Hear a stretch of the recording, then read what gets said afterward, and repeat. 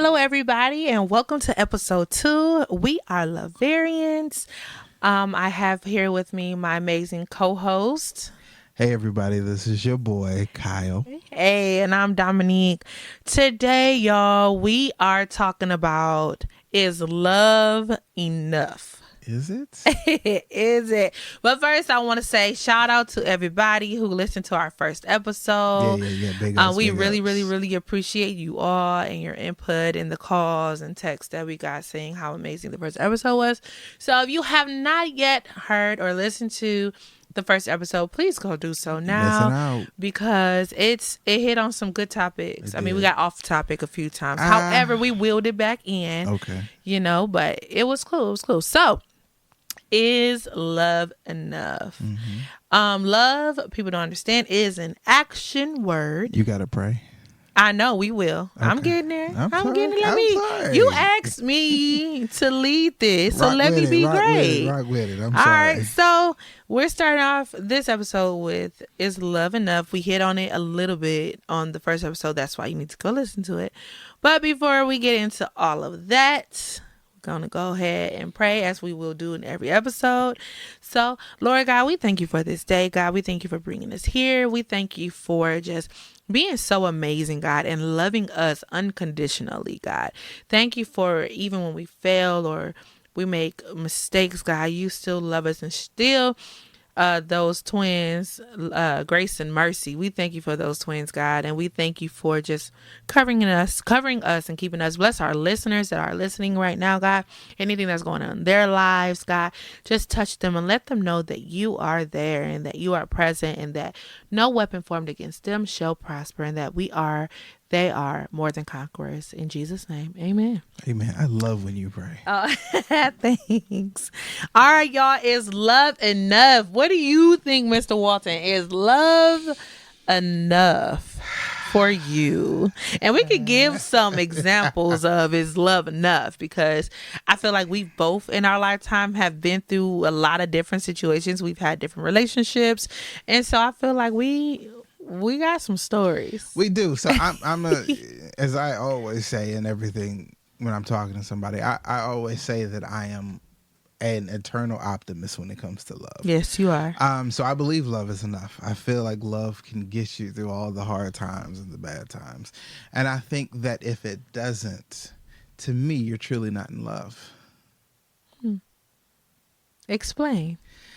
Give an example of like some tough, not nothing little whack. Like give me some tough that you'll be like, all right, I can still get through because I love this person. Financial hardships, right? Financial hardships is one of the biggest causes of relationships. Deal breakers. Just falling apart completely.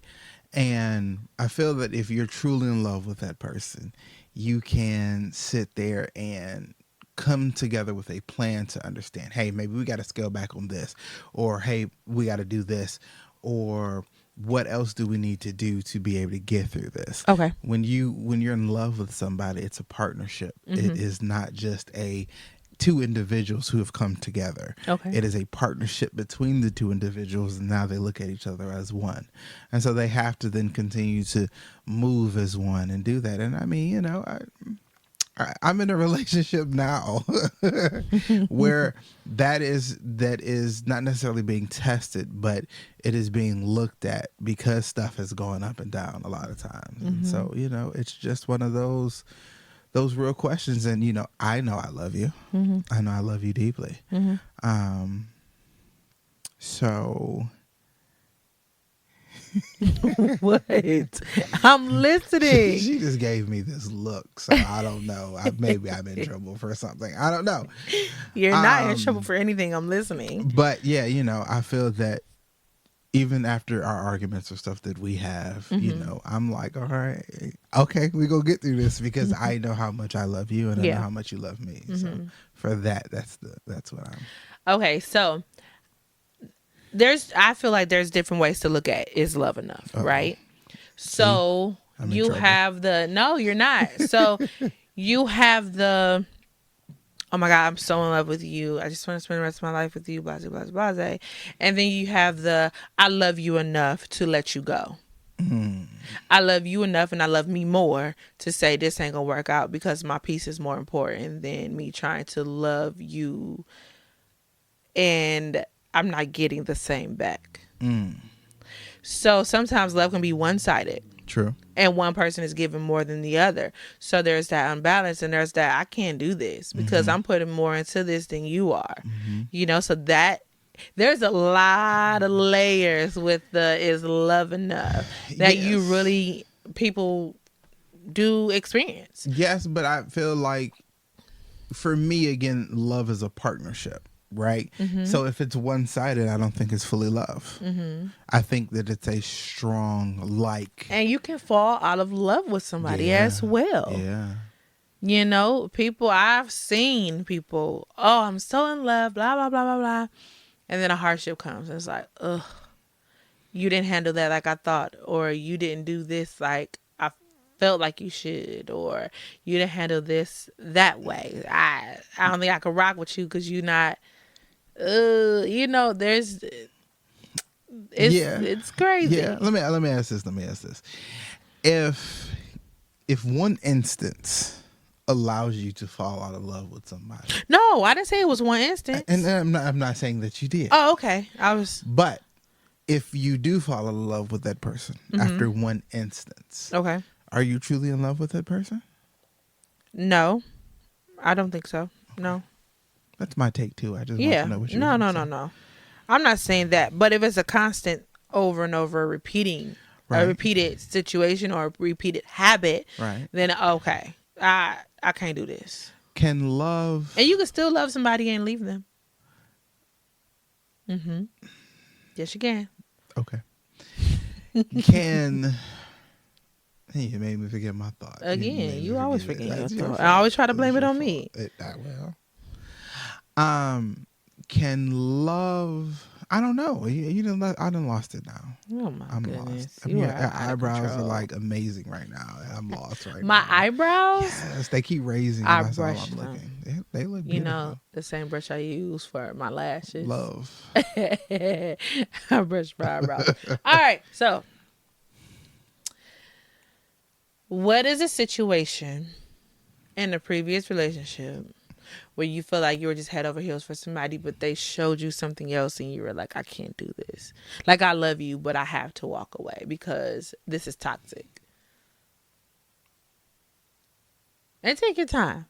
Because I feel like you have a lot to choose from, sir. You've been in a lot of relationships. Really? That's what we're doing? We're just talking. I'm just saying. You have. I have too. Wow. It's not just me. I mean, just you. I think for somebody to disappear on you, I think that is very detrimental. Like, I understand that you may have something that you're going through or whatever.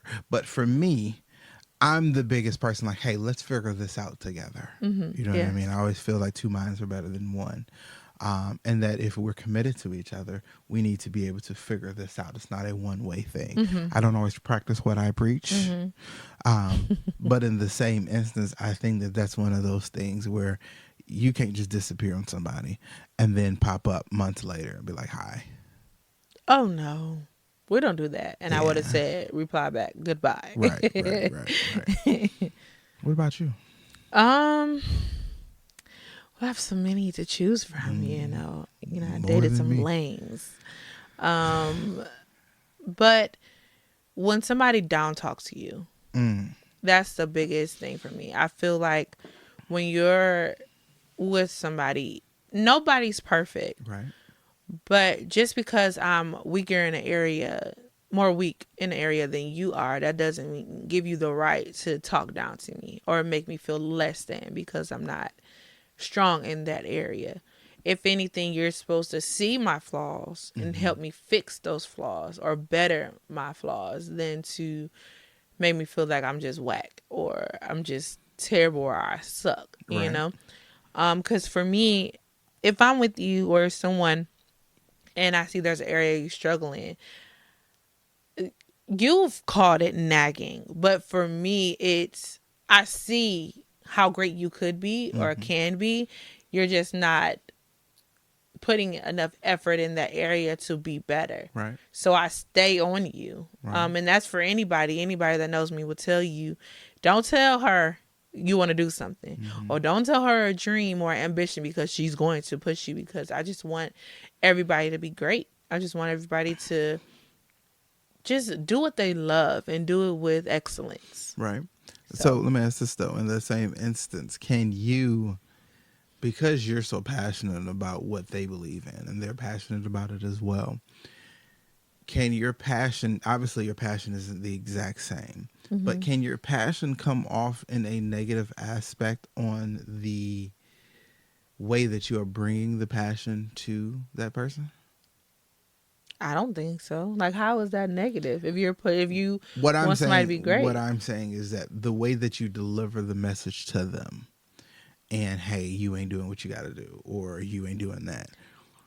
Sometimes it can come off in a negative aspect, because it's like, hey, you know what I mean? I see what you're trying to do, but your delivery and how you're trying to do it isn't hitting home. I'm the biggest person about delivery, about how I say things, about how I do things, because I know how I feel if somebody doesn't deliver it to me correctly. Right. So before I say anything, I'm checking my tone, I'm checking what I'm saying and how I'm saying it.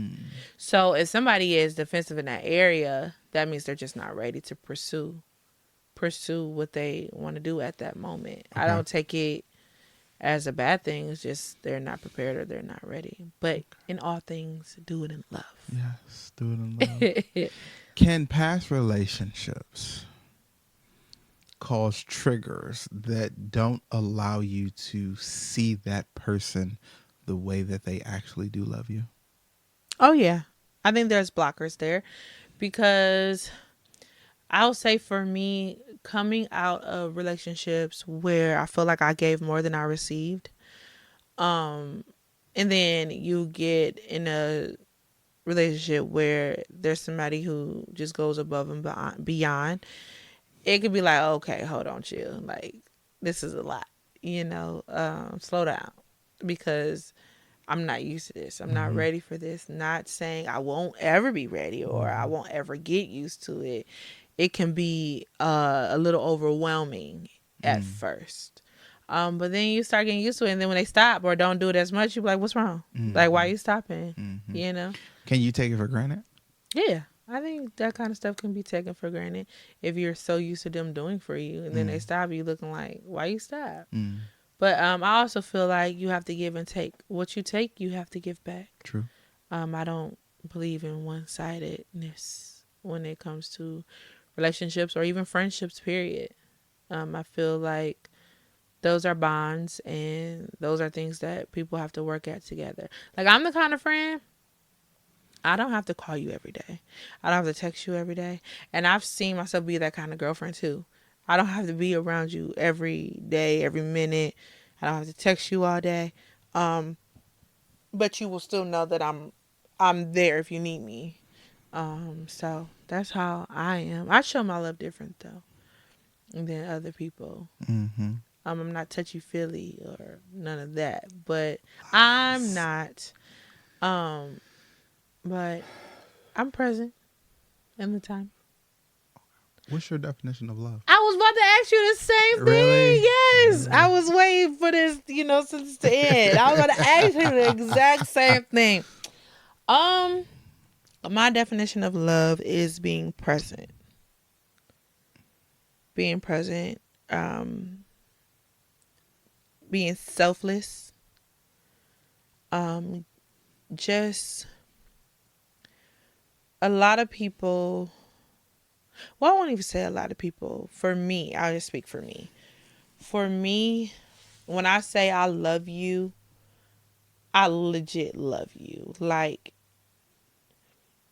you can do wrong in my eyes, but I can see past your mistakes. I can see past the hurt, and I can see past the anything that doesn't represent love. I can see past it, and I can work with you in that area, depending. However, if it's the same thing over and over and over again, and you have not proven yourself to change or want to be better, and you just keep trying to hurt me or hurt me, whether you do it on purpose or not, I have to love you from a distance. Mm. I have to separate myself because I know me, I will continue to get hurt unless I remove myself from the situation. So, but I definitely believe love is an action word. Mm. You can't just tell somebody you love them and not show them. True. So, what about you? True. A lot of the sentiments that you say we share. Okay. Um, I believe love is an action word. I believe that love is something that is pure. Mm. It's not something that is forced. It's not something that is made up. It's something that you feel. It's a flutter. It's a butterfly effect. It's a, everything that it's whimsical. Mm. You know what I mean? Love is one of those things that can transform your entire mood by just a look at somebody. It's an aura. It's a atmosphere. It is any adjective that you can think that makes you stop in your tracks and have just googly feeling inside. Googly feeling. Googly feeling. That's what I believe love is. I believe love is one of those things that transcends through anything. You know what I mean? Even in the Bible, love conquers evil. And it is something that you don't have to worry about because you have that love regardless. And I think in previous relationships, when you look back at them and you're like, oh, I was so in love with them, and you really think about it, you weren't, because a lot of it was forced. I also believe love is easy. You know what I mean? It's not something that you struggle with. Now, when you're in love, then struggle comes. But I don't believe that love is forced by any means. No, love, and that love shouldn't be forced. I feel like if it's forced, it's not real. It's not. So, yeah. What about teaching your children to love? I think that's big. I think that comes from showing. When, especially in a two-parent household, I think that if you're raising boys, you have to teach a young man how to love on the person that you're in love with, or how to love your mom, because love comes with respect as well. So you have to be able to show the common courtesy, the small things, like if you are coming home late and it's dark outside, having the door locked or the door open, waiting for when somebody walks in. I think that you have to show that aspect of it, because it's true. Because if you don't, it's going to be such a big generation that's miseducated, like the first topic that we talked about. What That's about you? good. No, I was looking. So there's a type of love that's called agape love. Okay. It's the highest form of love. Okay. And it's the love that God shows us and shows people. And so I was thinking about that. If we love each other how Christ loves us, period, I feel like a lot of things would change. A lot of things would be done differently. And I feel like the patience to love would increase. And what I mean by that is we're all kind of jacked up people all over. Nobody got everything together. Everybody is struggling with something. However, when we see our neighbor, I always talk about this, our brother or sister in Christ, or our significant other, and we see them struggling in an area, instead of beating them down about it, I really do believe in loving somebody out of mess. Loving someone in their lowest of low point, just showing them love, and that them double mint twins again, giving them that grace and mercy, showing that grace to one another, can be a huge, huge, huge thing. Like in my last relationship, my marriage, I struggled with that at first, of loving somebody in their lowest points. And I also had the misconception, oh, you're a man, like you shouldn't be feeling like this, like because that's what I thought men were unbreakable. But then I realized that the black man has the biggest weight on them to be great, right? And so if you're already being beat up by the world, you don't want to come home and be beat up as well. And it took me a while to understand that, and I read a lot. And so I was reading things, and I stumbled across something when it talked about the black men and how their home should be their peace because the world is so against them already. And that checked me. And I literally had to ask him to forgive me in that area because I wasn't being the supportive, loving wife that he needed in that moment, in that time. And I just changed how my delivery was and things like that. That's why I'm so big on how I deliver things, because those lessons and that lesson taught me it's not what you say but how you say it. I had to learn it first before I could preach that or Right. live by that.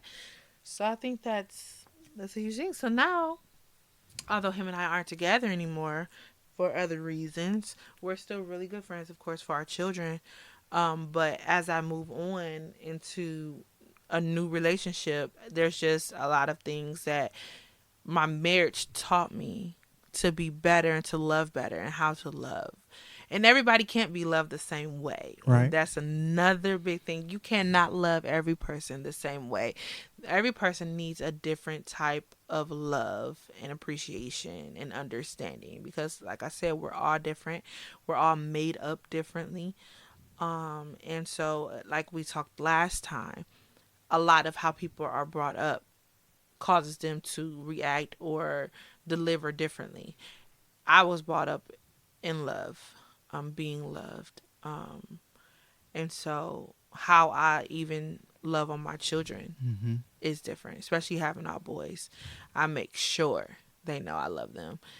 Even when I can't feel, my legs went numb because my oldest want to sit on my lap like a baby again, I allow him because that's the time he needs to just be loved on. And I'm okay with that. I can't feel my legs when you get up. Your big butt sat on me too long. But I'm cool with it. Right. Because I know that those are things that they will carry on with them becoming adults and when they get married and have their children. So all of that matters and crosses my mind when I'm dealing with my children. I think love when it comes to the children is shown differently, especially when it comes to rearing a child in a certain aspect. You know, like I remember we used to have um, disagreements about how I would punish the boys, right? And it was always you know, you do it this way and I do it this way. Oh And yeah, we have two different styles of parenting. my biggest thing was that I still love on them enough, but I also didn't feel like I loved on them enough. And talking to you, I know that's very contradictory in the statement I just made. Mm-hmm. I felt that I did, Mm-hmm. but then talking to you, I realized that I didn't. Mm-hmm. And especially like with my oldest is getting up there now where he don't, you know what I'm saying? He is just wild. He is me 2.0 without question. But my youngest, his whole persona is just love. I just love him. Like if you were to ever talk to Caleb, it's just love in every aspect of it. And Even yesterday. Hi, mommy noodle. listen, you sang yesterday and when we left the church, he was singing. It was like, oh my God, I love this song. I can't wait. And I was like, oh man, I wish you would have stayed. But I also know He that told me he that recorded love. me. I know that boy was clean, so that's why he had to go with me. But yeah, it's just one of those things that you have to look at because I was brought up to knock a kid out because that's how I was brought up. Yeah. But you know what I mean. And at times I didn't feel the love. Well, In let's that talk aspect. about real quick. Okay. You were brought up getting whoopings, right? Yes. Toe I up. was brought up getting knocked out Right. every chance she could swing, Right. okay? But we still took it two different ways. Right. And I think that when I thought about it the other day, I'm like, that's crazy. We both grew up in a house with single moms, basically, Mm-hmm. who had the iron fist when it came to discipline Mm-hmm. and, things like that. But we still interpreted, we got two different things from it. Mm-hmm. You grew up still believing, okay, in whippings and things like that. I grew up, no, I'm not whooping my kids. Because for me, I feel like it was unnecessary. A lot of times I got a whooping, I felt like my mom could have just talked to me and I would have been cool. But she didn't, because I feel like also the pressure of other people, oh, she need a whooping, she need a whooping. That was the thing. And I took that as, you didn't have to with me. You chose to with me because you felt like that's what you needed to do in that moment. Mm-hmm. And then I took that, I'm not whipping my kids for what? When, now listen, now if you're doing the most, first of all, I don't have to whoop you. You're going to do these squats on this wall. You're going to hold this airplane with these books in your hand. You about to run until you can't lift your legs up no more. That's how I believe in discipline. Or I'm going to take your phone. I'm going to take the stuff that I know you enjoy. I'm going to take it from you. But even in that, I thought it was very interesting when I really, really thought about it, that we basically had the same bringing up. I mean, a little different. You grew up Baptist. I grew up Pentecostal. That's a whole different thing. We saved over here. I don't know about y'all Baptists. Wow. I don't know about y'all Baptists. Y'all still be cussing after church in the park line smoking, so I don't know. I like the Pentecostal don't, but okay. Nah, we still shout in the parking lot. Okay, yeah, until ain't nobody around. But no, I'm just saying. I thought it was interesting to look at those two. No, I can agree with that.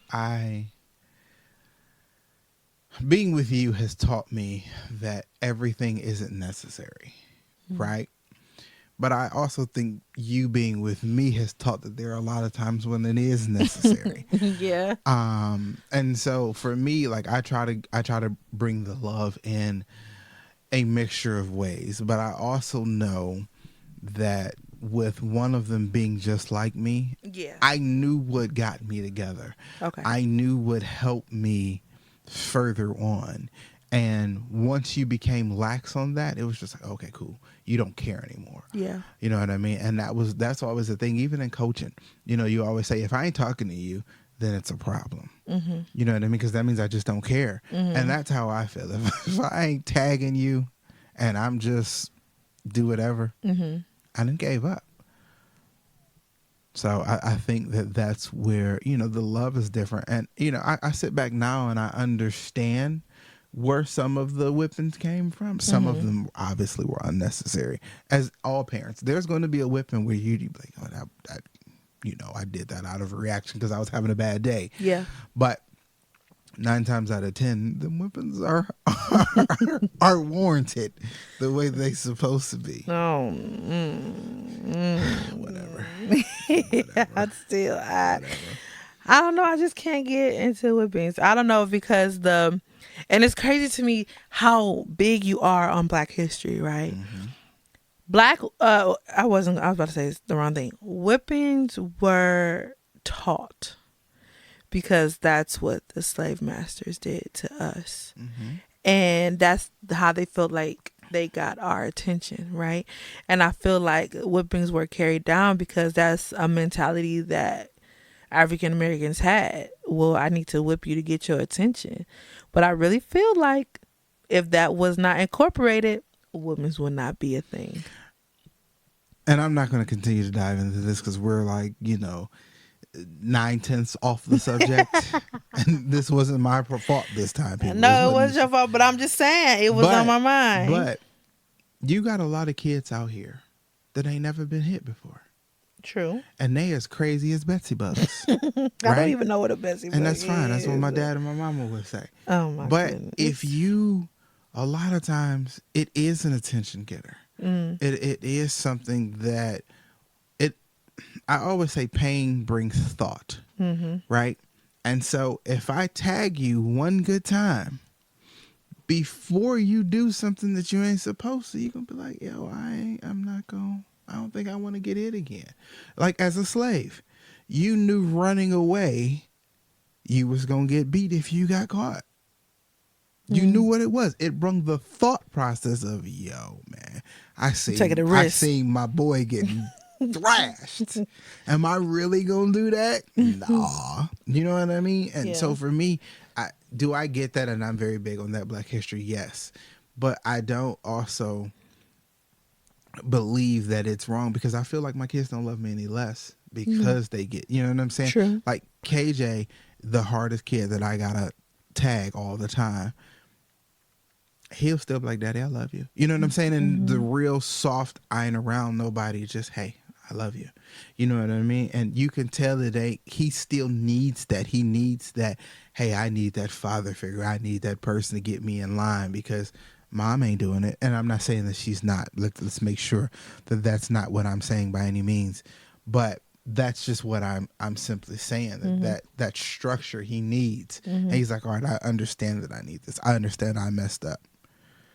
All right, this is my last point. You ready? Yeah, I'm ready. Do you think it's possible? Nope. I'm just playing. I'm sorry. Wow. I'm sorry. I don't even know what you're going to say. Do you think it's possible for you to love someone else's children like your own? Yes. When dating someone? I do. You do? I do. I think it's a difficult thing at times, because that child, you don't know what that child has been through. True. Right?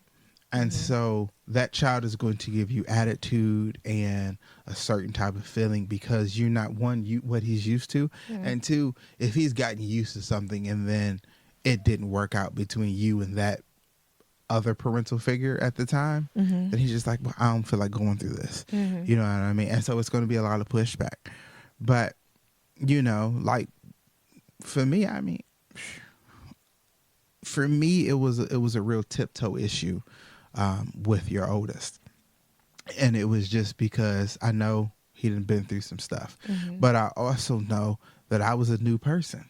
And it wasn't like, you know, I couldn't jack him up or do the same things. I mean, you weren't that new. Like, we've been around you several times, but it was like a high and by. Yeah. Like, he knew of you. Yeah. He just didn't know you in this you know what I'm saying? And for me, I've tried. It was like almost walking on eggshells around him at times. No, I get that part. He's that situation is very sensitive. Yeah.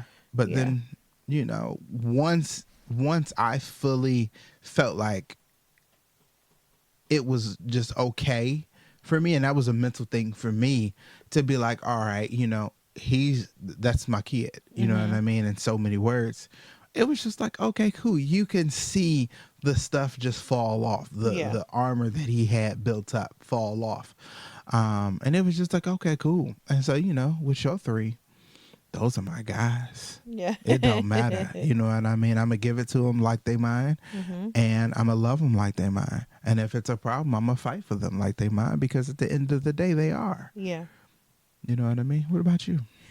Yes, I do. Well, you know, I've known your boys since they were little. I've been around them several times. And to see them where they are now, big boys, you know, big boys now. Wow. I got thirsty. So you're going to crinkle the bottle. I didn't do it. Come on now. Really? This is what we on? This is what we on. And I did Oh my gosh. I absolutely love your boys. And even KJ knows, like, I do this to all the boys. They don't know it though. But I say, you're my favorite. Don't tell nobody. Caleb was hurt. Yeah, he was. Oh my gosh. He was like him? Right. Over Are you me? sure? But I do it. I whisper in the boys' ears all the time, you're my favorite. Don't tell anybody. You know, and I always tell my oldest, I would say, my favorite is whoever I'm talking to at the time. And because, you know, kids always think mom always has a favorite. Every mom can, if they have multiple children, your children always thinks that there's a favorite. Right. And other parents don't want to admit it. Every parent has a favorite child. However, I don't. Okay, I'm gonna make sure you repent after you say that.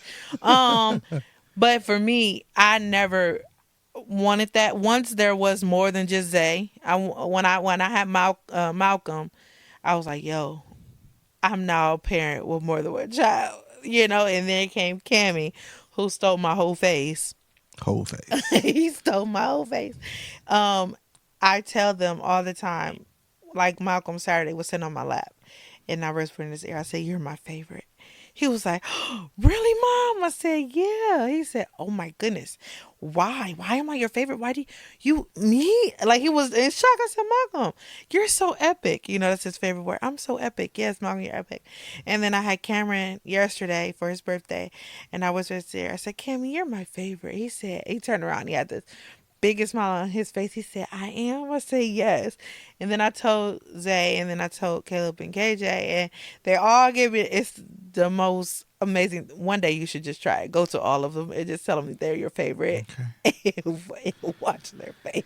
You think I have a favorite of your three, You do. and then you think I have a favorite of my two. Yes, because you I do. don't. You do. I just love them. Lift your hands right now and ask the Lord to forgive you for lying because you do. I just love them. I love them. I think we have an amazing group of boys.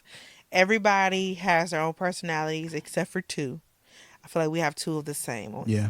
I have one and you have one who are exactly alike. Yeah. It's kind of creepy.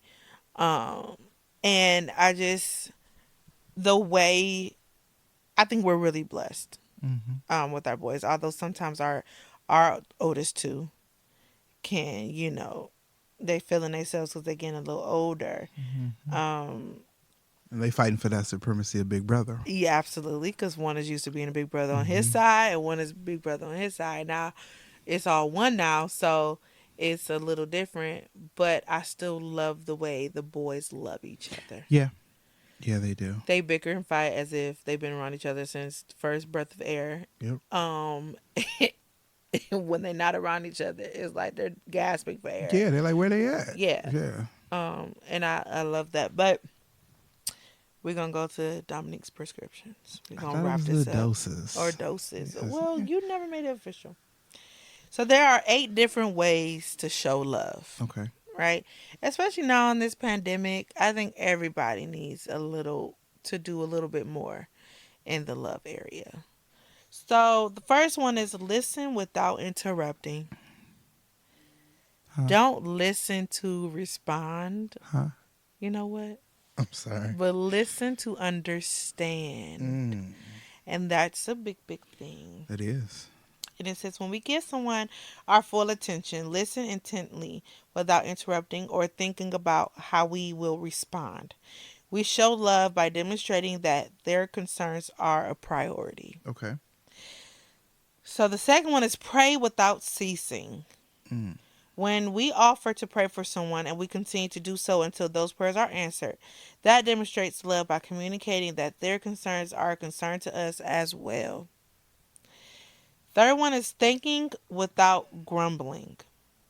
Anyone can find fault with situations, but it shows love when we can look past the discomfort or the frustration and instead of complaining, find something to be thankful for that builds up rather than tearing down. All right, and that was a great one. Number 4 is forgive without condemning. That's good. One of the greatest demonstrations of love we can offer is to forgive someone who has wronged us and choose not to retaliate, condemn, or punish them in the process. True forgiveness means we no longer reserve the right to determine their fate, but we release them to God, who will work in their heart for their good and His glory. Okay. Number 5 is to promise without forgetting. I'm really, really big on promises.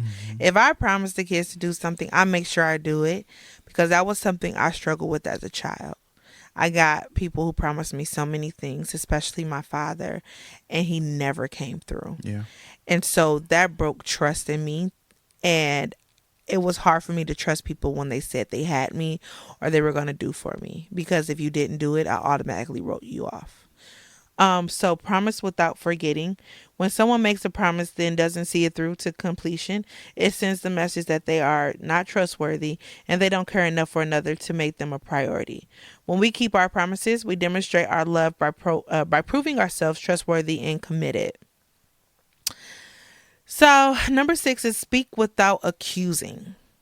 We can profess our love to someone, but when we speak accusingly to someone, we place more priority on being right or proving a point than on caring for another's feelings, self-esteem, or growth.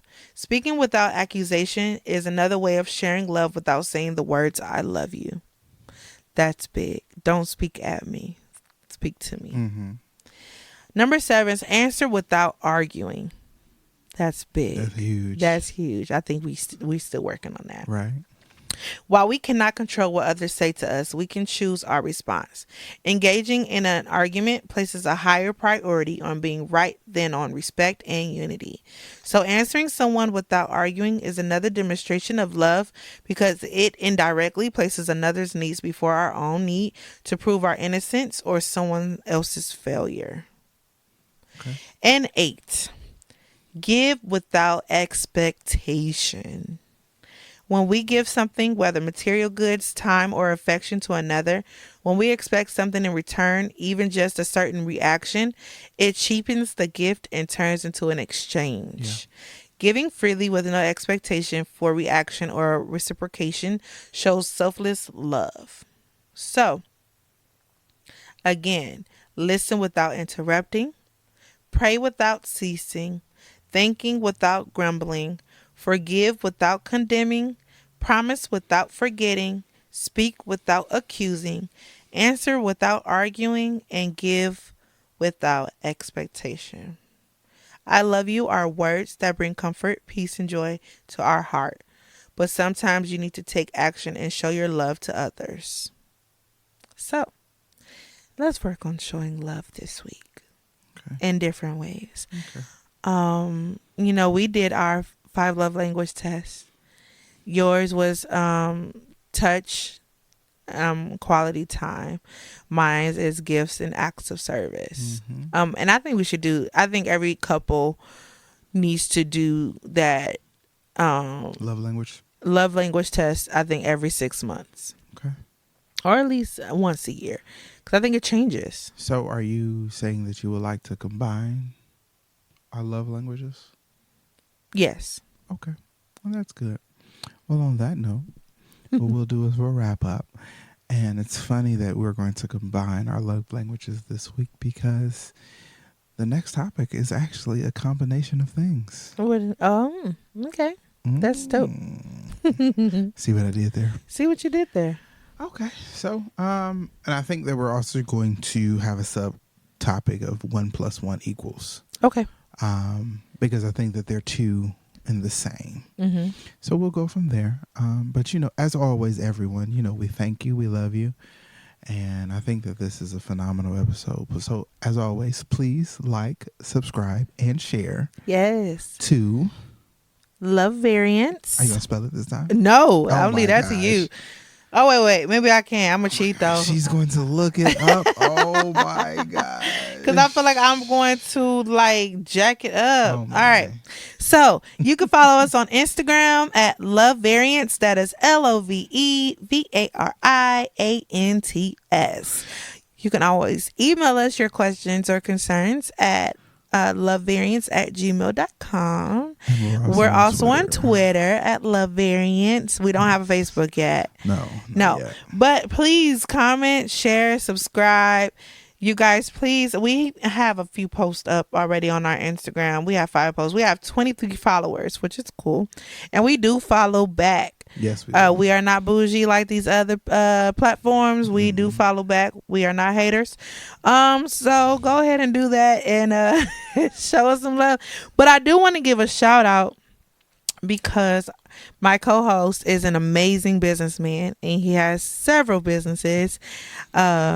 And yeah, he has his lawn care. He makes shirts, logos, websites. I mean, listen, there's nothing he can't do. He's so dope. And I think more people need to know how dope he is. Thank you, ma'am. You're welcome. See, you always have my voice cracking. I don't know how it goes. But I mean, so, I always like to return the love. No, Always this like to return no, the this is what I was love. doing for you. Oh my gosh. So, right. Well, I'm not going to say that. No, Hey, don't say nothing. follow her. At Goldie Nails. Nails with the Z. Yes. But, like I said, as always, people, we love you. We thank you. We appreciate you. Mm-hmm. All right. Love y'all. It's Dominique. It's Kyle. All right. Peace out. Peace.